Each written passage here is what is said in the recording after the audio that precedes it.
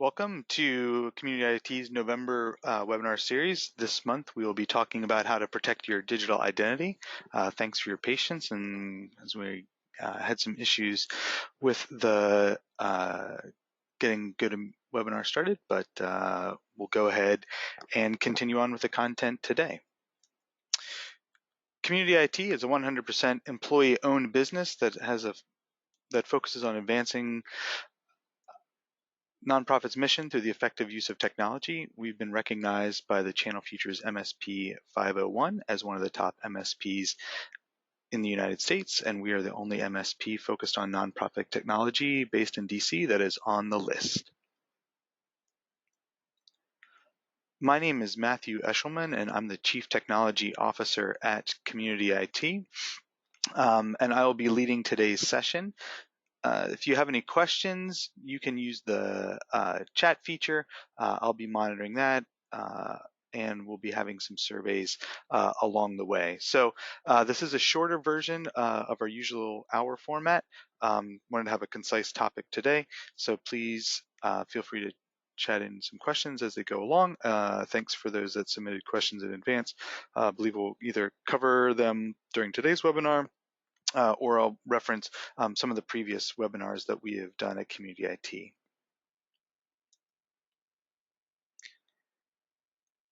So in today's agenda, we'll just cover a little bit of the cybersecurity landscape, particularly focusing on digital identity.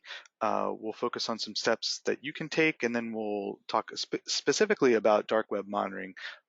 This month's focus will be on protecting your digital identity, and so we're going to be talking about the tools and techniques that are available to take that. As with all of our webinars, this session will be recorded and put on our YouTube channel, and the slides will be available on our slide deck and made available to those who have registered as well. I do encourage you to stick around. There will be a special offer for those that are in attendance and have a request here at the end. So we'll just start off a little bit with some overview about the cybersecurity landscape. This is a great resource that I encourage you to check out. So this is Microsoft's nonprofit guidelines for cybersecurity and privacy. This was put out by Microsoft Philanthropies a little bit earlier in the year. They're making some investments and inroads into providing some nonprofit-specific resources around cybersecurity. Since a lot of the resources that are out there tend to be geared towards big enterprise or business or government, it's nice to have some resources that are focused in the nonprofit sector. One of the things that they've found through the report here is that their studies demonstrate that nonprofits generally lag for-profit organizations in adopting policies, practices, and tools needed to secure their environments. And I would say that that's something that we see at Community IT in supporting about 125 organizations, in that nonprofits have done a great job on cloud adoption, and but have been less successful in adopting kind of tools and processes and compliance. So specifically, they found in their research that 60% of organizations don't know how their organization handles cybersecurity risk, equipment usage, and data privacy. 74% reported that they did not use multi-factor authentication to access agency emails and other business accounts. So again, some of the foundational pieces in terms of policy and MFA are really limited here in nonprofit organizations. So let's get off and do a little poll here, see how the audience is doing today. So just go ahead and chat in if you have implemented MFA at your organization. Either no, yes for some applications, or yes for all applications.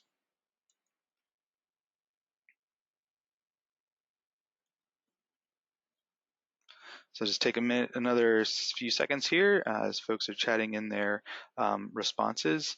So looks like overall, the audience here, you guys are better than average. So here we've got almost the opposite. About 20% have not implemented MFA at all, and then the remainder have done it either for some or for all. So that's great, and that's a really important step to take for securing the digital identities at your organization.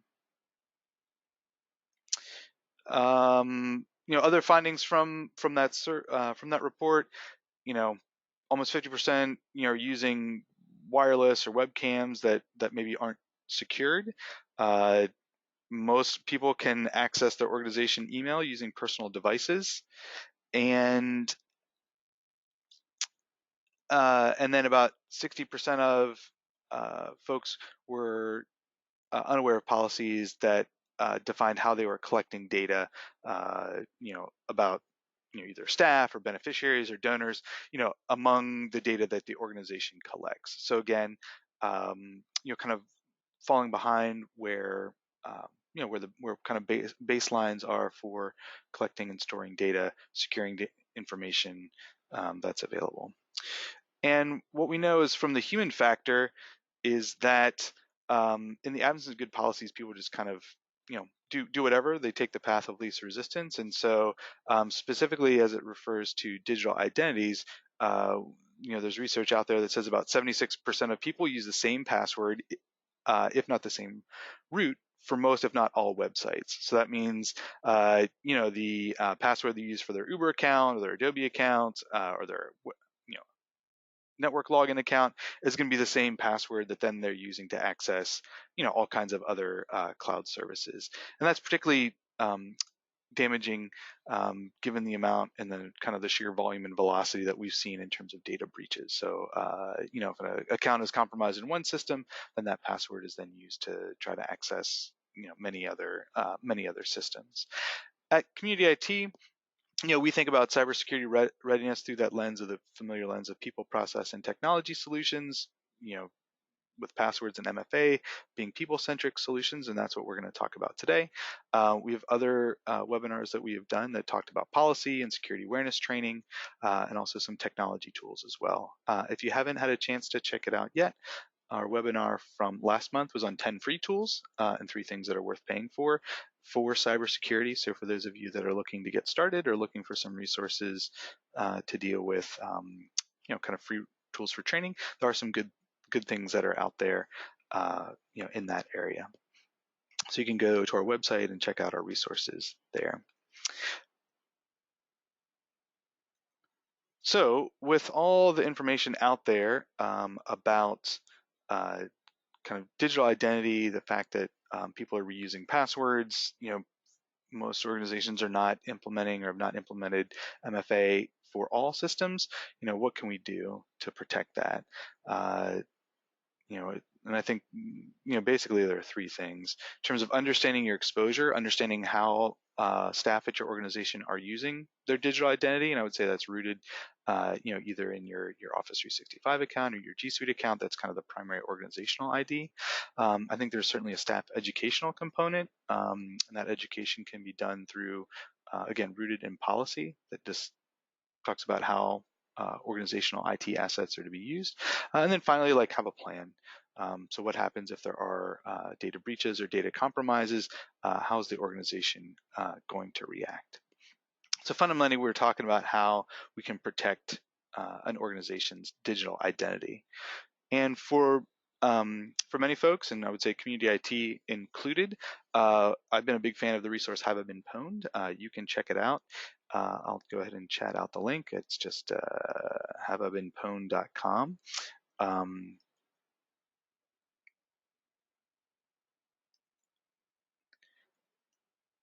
And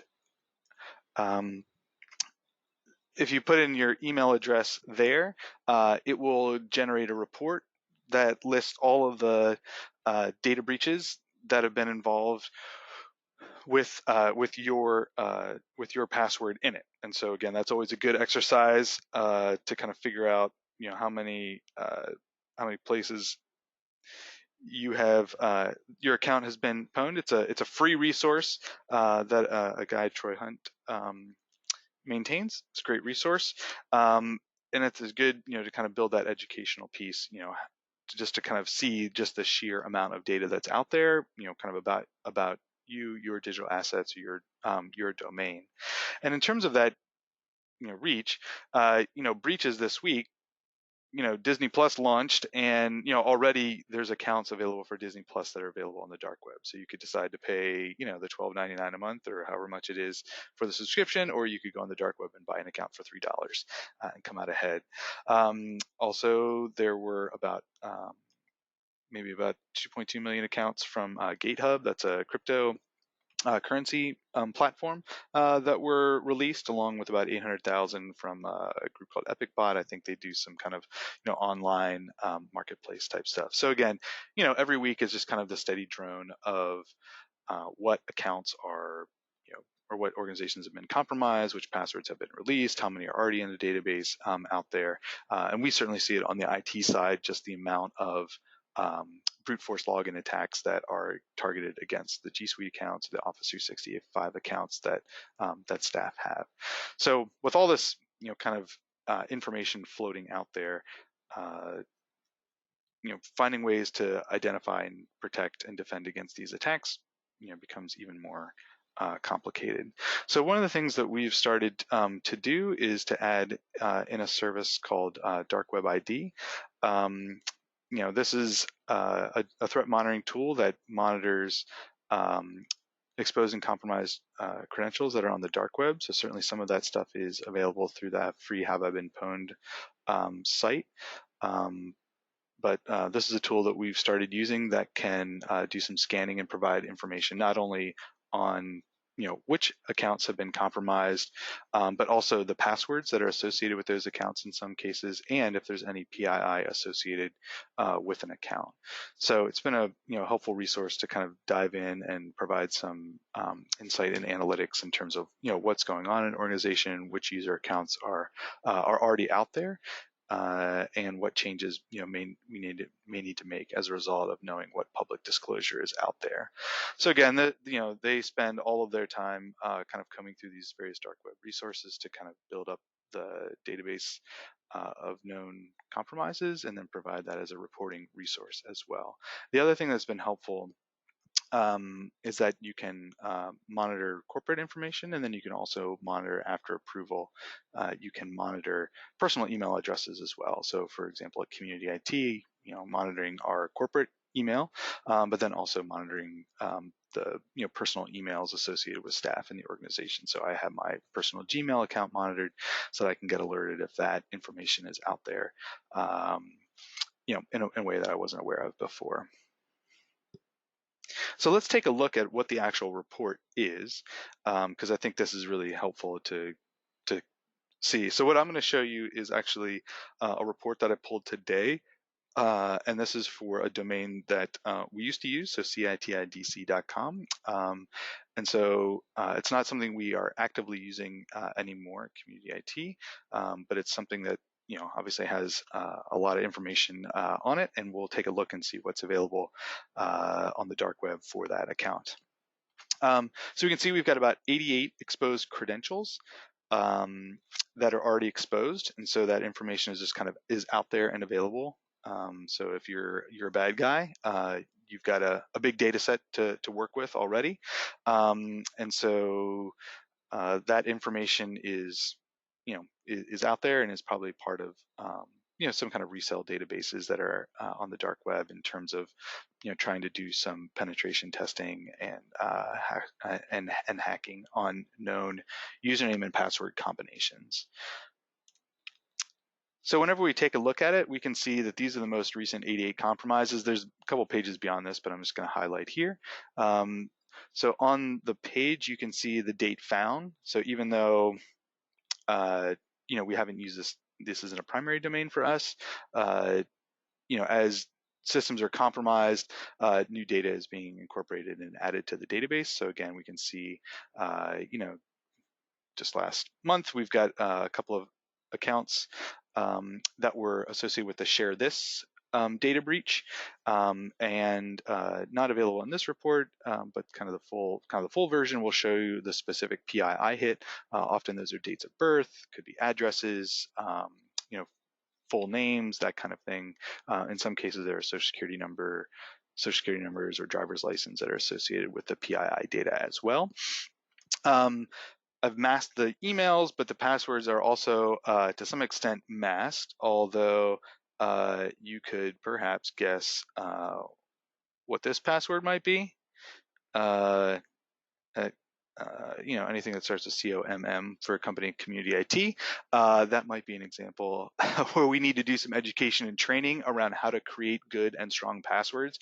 And so unfortunately, this is a pretty visible and immediate reminder that the way you choose a password is important.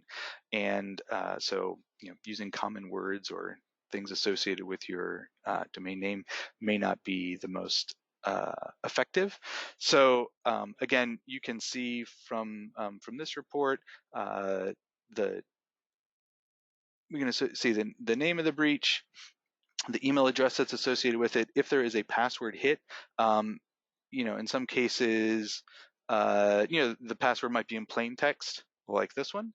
In other cases, it may be in such a way that it appears that it may be encrypted. And so, that's good. Not every password breach is going to result in, kind of the public disclosure of an unencrypted account.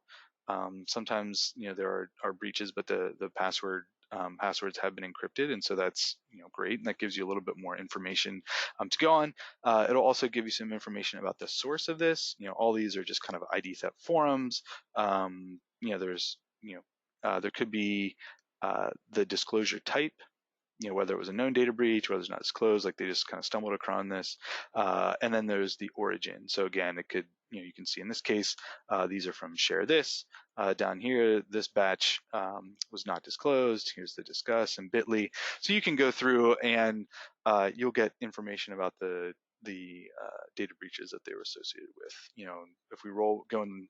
If we would continue in this vein, we'd see, LinkedIn is a big source of a lot of accounts that are compromised, and then the passwords are in plain text as well. So this report, I think, is really helpful to providing some education and information, and can be used as a teaching tool to coordinate and work with staff, just in terms of having good hygiene around their IT practices. So what are those specific things that are that it's worth doing? So I have taken this and use this as an opportunity to have a teaching moment. It's a good to have separate business and personal accounts. So obviously if you're signing up for online services for work, it's appropriate to use your work account. But maybe if you're signing up for a fitness app tracker or something else, maybe that's something that would be good to use a personal account for, so that if there is a compromise, it doesn't connect back. I think it's also a highlight to use strong and, more importantly, strong and unique passwords for each account. I saw in a lot of the comments, folks were asking about the use of password managers. I think they are great, and I strongly encourage the use of password managers so that you can generate a strong and unknowable password or unrememberable password for each site, and then just focus on having a strong password that you can remember to get into your password manager, protect that with multi-factor authentication, and then allow the system to copy and paste into each application that you're using. So again, using a strong, unique password for each account.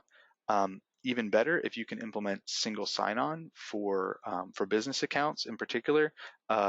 So you can go from having one system copy and pasting passwords into a field to using a single sign-on directory. So technically it's a little bit different. The end user effect may be the same, but now instead of having 10 or 15 different passwords to store in a database, the single sign-on solution will essentially authenticate you against that single directory and allow you access to an application that you're approved for. So if you're managing the IT at an organization, it makes onboarding and offboarding a lot easier, because you can just disable an account in one place and it disables their access to all the associated applications, as opposed to needing to remember to go in and kind of turn off access to that account in all the various systems that they have. Protecting accounts with MFA, this is my mantra that I've been repeating over the past couple of years, and we're thinking about some creative ways to put some visualization around this for next year. We're certainly making progress in getting organizations to adopt MFA, but again, MFA is a key way to to protect that. So even if you do have a password that you're actively using that shows up in this list, so even if you are using this password, I don't know, PAC, that's peach. If you have multi-factor on that account, you get an extra layer of protection. So the bad guy will need not only your username and password, but then also the device that you have. So, and then finally, I think with some of the advent of these new tools like this dark web monitor, it's been a great additional resource to just provide some additional insight and reporting and alerting for whenever a new account compromise is identified. So with that, I think it's a great tool. I'm excited about using it. And so if you email cybersecurity@community IT with the subject of the dark web scan, I will reply to you with a PDF report for your organization email. So you will get the report. It'll include all the masked password information, so you can just do some education about the exposure that you have at your organization.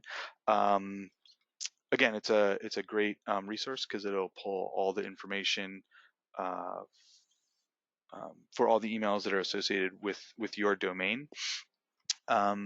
So the free scan will include all of that information. So again, go ahead, send me an email. You can email it to cybersecurity@community IT with the subject of dark web scan, and I'll reply with a complimentary point in time scan for for you to review. So I have a limited number that I can do, so go ahead and get that in.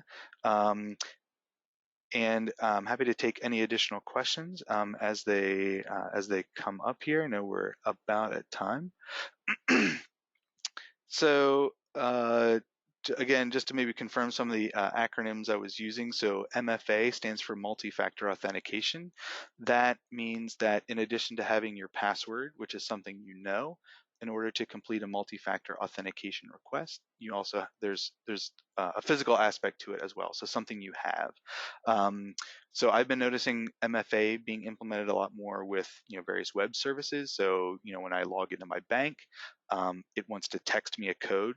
So I have to use my password, which is something I know, and then it texts me a code to my phone, which is something I have. So that kind of counts as the second factor. So then there's another a question here about just kind of strong passwords. What does that mean? Based on passwords versus passphrases. Yes, I mean I think those are I think good things to talk through. There's a lot of discussion around in this area, and I would say you should have something that's at least 12 characters. Longer is better whenever choosing passwords or passphrases or whatever. I mean, honestly, since I've been using a password generator, I don't think about it too much anymore. I just use it to kind of whatever the maximum the site will allow, and just copy and paste and forget about it. I think the most important thing is actually the multi-factor, because as we've seen, data breaches are going to happen. They're going to happen with some regularity, and it doesn't matter how long your password is. If somebody steals it, they're just going to copy and paste it. And so that's why multi-factor becomes the real security tool, where you can require that second factor. I think we're going to get into more like device trust. So, allowing only approved devices to access certain applications or certain systems. So passwords are good. Longer is better. Use a password generator, use multi-factor. And that's, I think, the real benefit. And, if it's 12 characters versus 16 characters versus 24 versus, 50, I and what I see, that doesn't make that much of a difference. I think there are some brute force attacks that are going on, but I think in most cases, passwords are being kind of stolen or swindled out of people, as opposed to a machine kind of sitting there and doing brute force attacks against a system. So I think those are good questions. But I would really highlight the need for unique passwords or passphrases for each system. Just use a password manager. You don't really have to worry about it. And then making sure that MFA is enabled.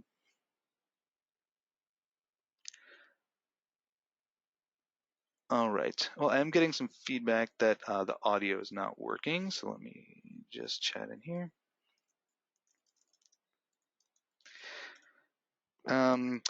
And I will go ahead and just wrap up here. I know we started late. We're going to wrap up a few minutes late. We are taking some time off in December. And so we will be coming back in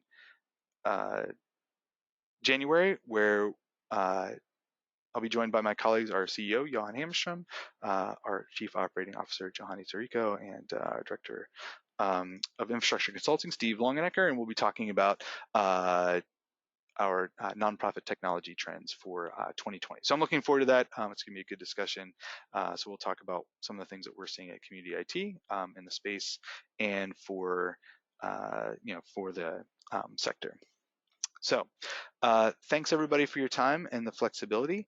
I appreciate it. If you have any questions, comments, or feedback, please feel free to put them in the survey that'll follow the webinar. As I mentioned, you also get a copy of this as a recording and the slides as well. So thank you for your time and your feedback, and I'll look forward to talking with you in January. Have a great day.